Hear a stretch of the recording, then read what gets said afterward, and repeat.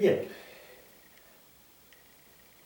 demostramos como un caso particular que para el modelo viscoelástico de Maxwell se cumple que el módulo de deformación transformado en el plano de Laplace y por el parámetro S, JC tilde, es igual a 1 partido por el módulo de relajación de ese mismo modelo viscoelástico transformado en Laplace por el parámetro.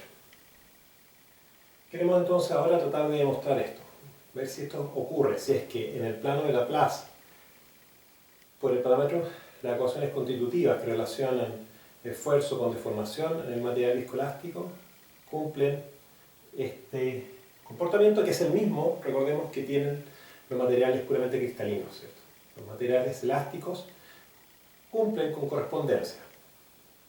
Si lo vemos como un paréntesis, ¿cierto? Recordemos que el tensor de rigidez C, ¿cierto?, es igual a 1 partido por el tensor de deformación S.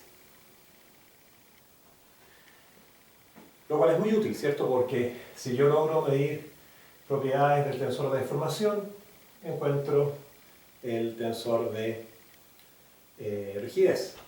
De la misma manera, si yo mido el módulo de relajación del material viscoelástico, es decir, de un polímero, podría entonces de manera simple o más económica encontrar su módulo de deformación. Como hemos dicho, experimentalmente es fácil encontrar el módulo de relajación. Hoy día la tecnología permite obtener el módulo de deformación, pero tiene un costo. Las máquinas que hacen ese tipo de medición son más costosas, ¿cierto? No obstante, es interesante ver el por qué en el plano de Laplace por el parámetro ocurre esta igualdad. Para eso tratemos de encontrar entonces una ecuación constitutiva, ¿cierto?, que me relacione esfuerzos en el tiempo con deformaciones en el tiempo y viceversa, deformaciones en el tiempo con esfuerzos en el tiempo. Para eso, veamos cómo podemos representar la entrada al sistema lineal, ¿cierto?, al material viscoelástico, pero ya no constante sino en el tiempo. O sea, vémoslo gráficamente. ¿Cómo puedo representar yo entonces en el tiempo una función, por ejemplo, de esfuerzo, sigma en el tiempo, en función del tiempo, ¿cierto?, que tenga una forma arbitraria? Vamos a suponer que tiene esta forma. Bueno, yo puedo descomponer esta forma, esta función, en segmentos, ¿cierto? Puedo discretizarla en un número finito definido de segmentos del tiempo, que pueden ser o no iguales. Les puedo poner valores de 0, tau 1, tau 2, hasta tau n. Y también podría preocuparme de que los incrementos de esa función sean constantes también. O sea, podemos partir acá con un incremento delta sigma, pero hacemos que el segundo incremento también sea delta sigma, y que el tercero también sea delta sigma, y que el cuarto, ¿cierto?, también lo sea, etc. De manera de que podríamos representar nuestra función como una suma escalonada de incrementos delta sigma. Para eso vamos a introducir algo que tal vez ya es conocido, que es la función escalón.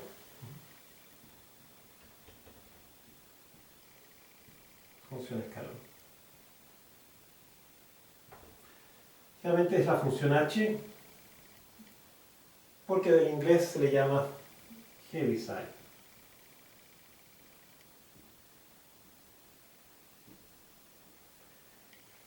Y la función h se define h de t, se define como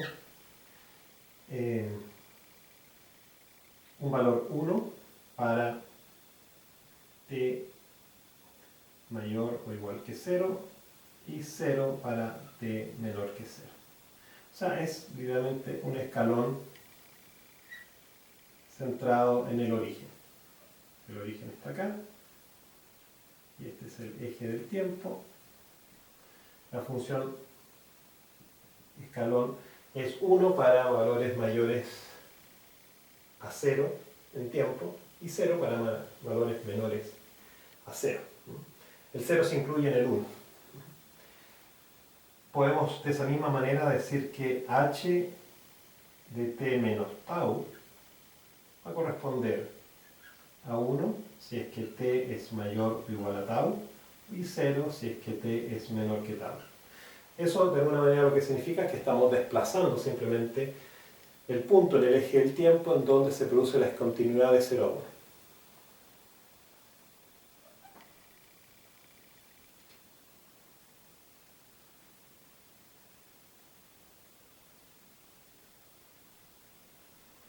O sea, ahora en tau la función pasa de 0 a 1, ¿cierto?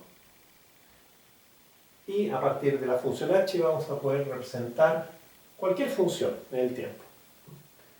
Si es que yo conozco los tiempos tau en los cuales suceden los escalones.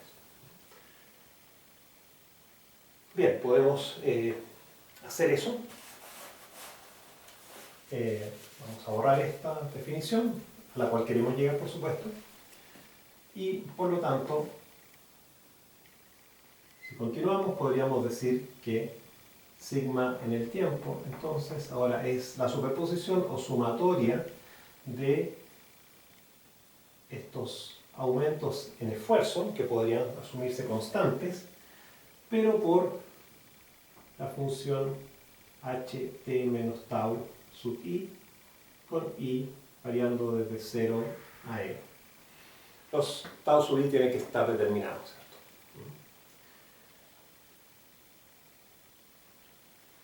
Esa sería la manera de representar nuestra función tau como elementos discretos, como aumentos discretos, mejor dicho, de la amplitud que tiene la función en el tiempo. De esa manera, ¿cierto? Uno podría decir, bien, acá tengo una función, o sea, una magnitud constante. Podríamos decir, tal vez, hacer un símil, decir que delta sigma es equivalente a sigma 0. Y por lo tanto, ocupar la definición del módulo, en este caso, de deformación J sub C, ¿cierto? Para obtener, por ejemplo, la deformación en el tiempo. O bien podríamos también ocupar la definición de módulo de relajación, ¿cierto? Ya que en este caso particular tenemos un delta sigma constante o igual a sigma 0. Entonces podríamos recordar, ¿cierto?, que E sub r en el tiempo es el sigma en el tiempo partido por la deformación, y también que el JC es la deformación partido por sigma 0.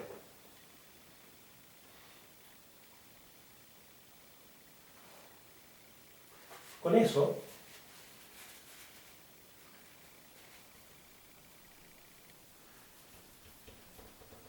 podemos tratar de combinar de alguna forma estas relaciones, ¿cierto? Y tratar de obtener una expresión para, por ejemplo, sigma, pero, o mejor dicho, para epsilon t, por ejemplo, quisiéramos obtener epsilon t como una función, ¿cierto?, de sigma t.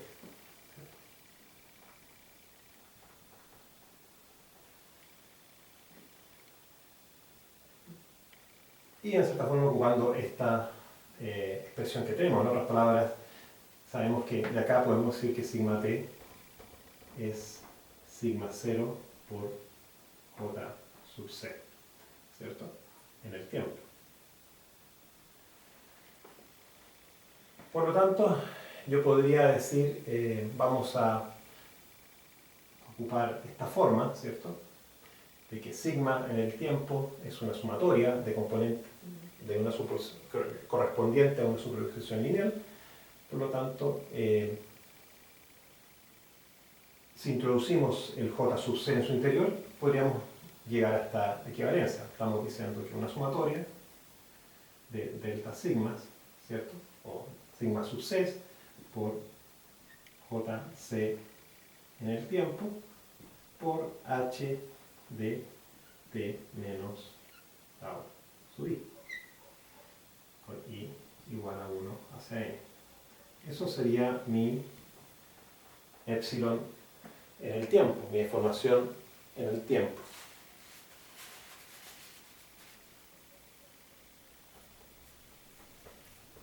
Lo interesante es que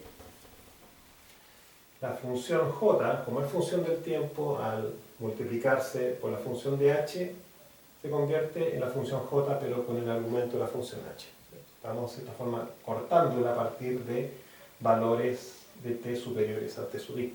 Por lo tanto, yo puedo, sin perder generalidad, decir que esta sumatoria es delta sigma por j sub c t menos tau sub i. Y eso corresponde a la deformación en el tiempo. Con i igual 1 a n. Nosotros incluso podemos llegar, ¿cierto?, también a decir que los delta sigma son variables para cada intervalo de tiempo. Podría hacerse que fuesen iguales y variar los tau sub i de manera de ajustar la forma de la curva, o bien fijarlo en un valor constante, en un valor variable, perdón, para valores de tau sub i que sean incrementales en un cierto tiempo. O sea, podríamos también llegar a decir que esto es igual a sigma delta i por j sub c t menos tau i, donde simplemente los tau i serían entonces tau que se está sumando en el tiempo. O sea, uno podría decir tau i más 1 es igual a tau i más delta tau, como yo quisiera.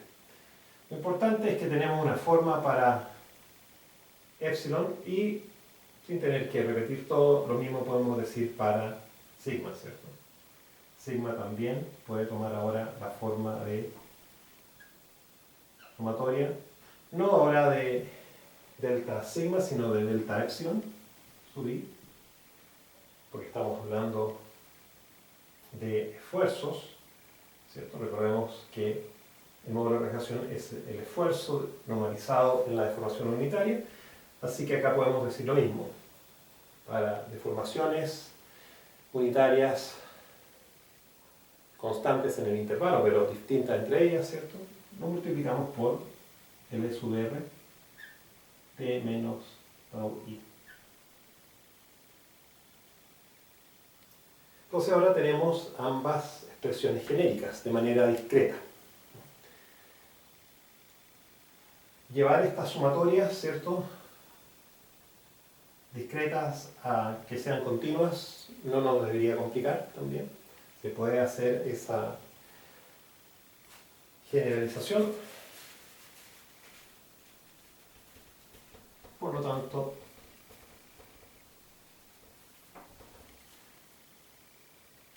acá nos va a quedar que para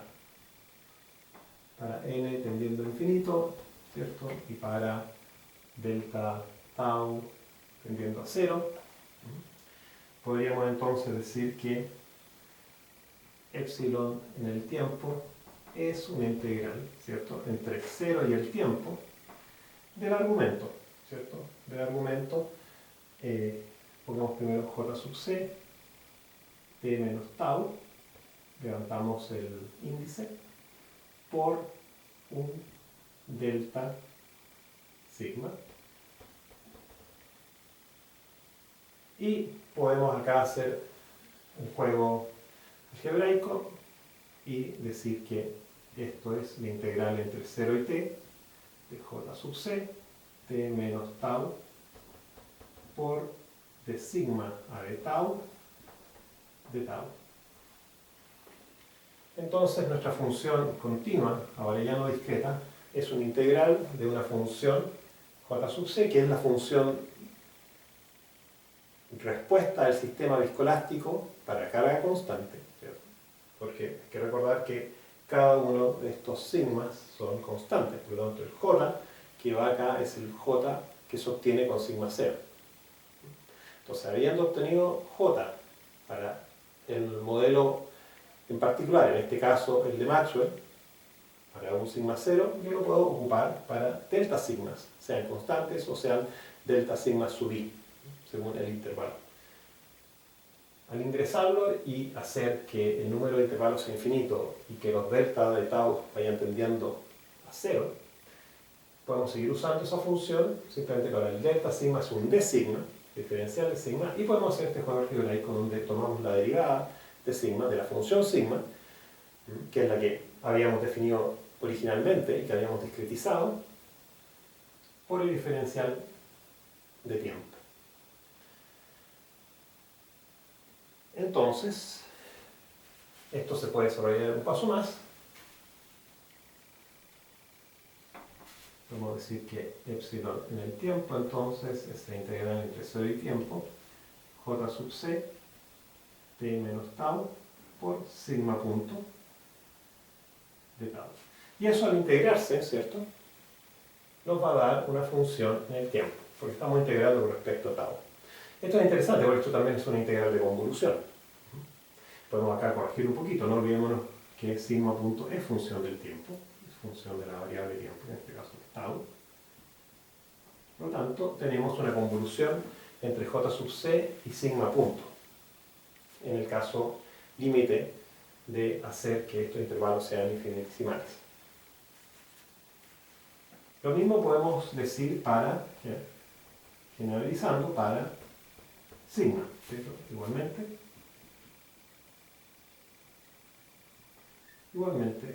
sigma en el tiempo sería la integral entre 0 y el tiempo, a un tiempo específico, de e sub r, t menos tau, por e punto en este caso, de tau, de tau. Hacemos el mismo procedimiento. Entonces ahora tenemos dos funciones, dos leyes constitutivas, ¿cierto? La primera, tenemos la ley asterisco, y ley 2 asterisco, que se parecen a las leyes constitutivas convencionales de Hooke, ¿cierto? Un epsilon es algo por un sigma, pero acá es mucho más complejo, ¿cierto? Ya no es una constante, no es un tensor, sino es una integral, es una función en el tiempo que hay que convolucionarla con la derivada de, en este caso, la señal de entrada a este material viscoelástico que lo estamos considerando como una caja negra de tipo lineal, como lo dijimos bien al principio en las primeras clases. Para sigma t es lo mismo, ocurre el mismo comportamiento. Sigma ahora es e sub r por e punto. Esto incluso nos trae más a la memoria la ley de Hooke, ¿cierto? Como la uniaxial para un material isótropo, ¿cierto? Recordando, sigma es e por epsilon, caso más simple. O sea, hay una similitud en la forma, no es lo mismo, por supuesto, porque hay mucha información relacionada a la componente viscosa del polímero que es dependiente del tiempo, que no es el caso de los materiales que son cristalinos, donde por lo general el tiempo no juega un rol mayor, salvo en casos particulares o a temperaturas altas, pero a temperatura ambiente, por lo generalmente el módulo E se mantiene constante. Borramos esto porque estamos haciendo el ejemplo solamente. Pero es interesante, tenemos entonces asterisco y dos asteriscos. Y yo quisiera ahora relacionarlas, ¿cierto? una con otra, pero vemos que en el plano del tiempo es imposible. O sea, no va a haber una forma fácil en donde yo pueda decir epsilon t ahora queda en función directo de sigma t. Simplemente estoy viendo que epsilon t queda en función de j por sigma punto y que sigma queda en función de e sub r por e punto. Pero volvamos entonces ahora a Laplace, al plano de Laplace, a ver qué ocurre en el plano de Laplace. Y también propongamos que no solamente vamos a tomar la transformada, sino también la vamos a multiplicar por el parámetro S. A ver qué ocurre. Y nos vamos a sorprender. Vamos a llegar a lo que ya pusimos al comienzo. Así que vamos a borrar acá un poquito para tener espacio. Entonces, recordemos, no perdamos un poco la definición de la transformada. Transformada de Laplace, si bien ya la hemos presentado, ¿cierto? Lo autorizamos, pero recordemos que Laplace de una función f del tiempo es la integral entre 0 e infinito de esa función, ¿cierto? Integrada en el tiempo por exponente de menos el parámetro de s de Laplace por el tiempo diferencial. Esa es la definición, ¿cierto? Y acá ocurren algunas propiedades interesantes, porque, primero, la transformada de Laplace de una función punto, de la derivada en el tiempo de la función, va a ser el parámetro s por la transformada de la función. Esa es una primera propiedad que tiene. Y también la segunda propiedad que es muy interesante es que la transformada de Laplace de una convolución, o sea, de una integral convolutiva, es el producto de las transformadas de Laplace de las funciones de convolución dependientemente. O sea, Laplace de una integral entre f en el tiempo por g en el tiempo menos tau de tau es la transformada de Laplace de f por la transformada de Laplace de g. ¿Okay? Lo cual es muy interesante, ¿cierto? Porque vemos que vamos a aplicar estas reglas y vamos a poder simplificar bastante la forma, la expresión misma. Entonces, si aplicamos estas dos propiedades que tiene la transformada de Laplace, ¿cierto?, a nuestras ecuaciones asterisco y doble asterisco, vamos a llegar a lo siguiente. Entonces vamos a aplicar la transformada de Laplace a epsilon en el tiempo.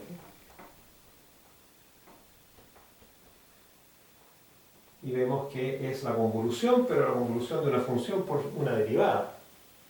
¿De acuerdo? Entonces, esto, según esta definición, sería transformada de Laplace de j sub c por transformada de Laplace de sigma punto, pero transformada de una función punto, de una derivada, no es más que la transformada de la función por el parámetro s.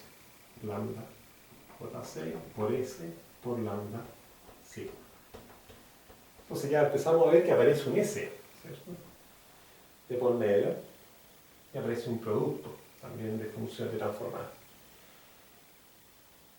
Lo mismo podemos hacer para la función de esfuerzo en el tiempo. Lambda de sigma t sería entonces, perdón, Laplace, no lambda, Laplace de e sub r por Laplace de epsilon punto, y eso sería entonces Laplace de e sub r por s por Laplace